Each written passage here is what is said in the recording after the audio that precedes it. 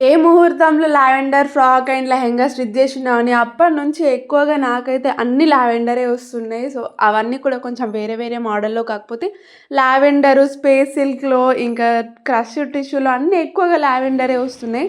So, ఇది ఒక lavender and ఇంకొకటి పింక్ అన్నమాట. పింక్ అయితే 2 మీటర్సే ఉంది. అందులో వాళ్ళు ఎలా వీలైతే అలా స్టిచ్ చేయండి అనేసి అన్నారు. అండ్ దీనితోటైతే ఫ్రాక్ లావెండర్ దానితోటి అసలు ఒకటే స్పేస్ సిల్క్‌లో ఇన్ని రకాల ఫ్యాబ్రిక్స్ ఉంటాయా అనేసి అనిపిస్తుంది నాకు. అసలు నాకొచ్చిన లావెండర్ ఆర్డర్స్ అన్నీ కూడా ఒక్కొక్క కలర్ అంటే సేమ్ కలర్‌లో కొన్ని కొన్ని వేరే ఫ్యాబ్రిక్స్.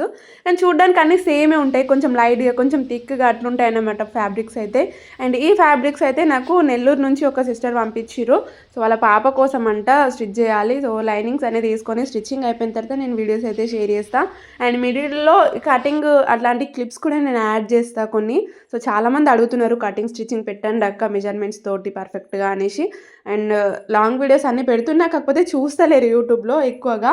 అండ్ అప్పటి వరకైతే మన ఛానల్‌ని అండ్ అట్లనే ఇన్‌స్టా పేజ్‌ని అయితే ఫాలో అయిపోయి చూసేయండి. అంతే. Bye bye. చలో బై.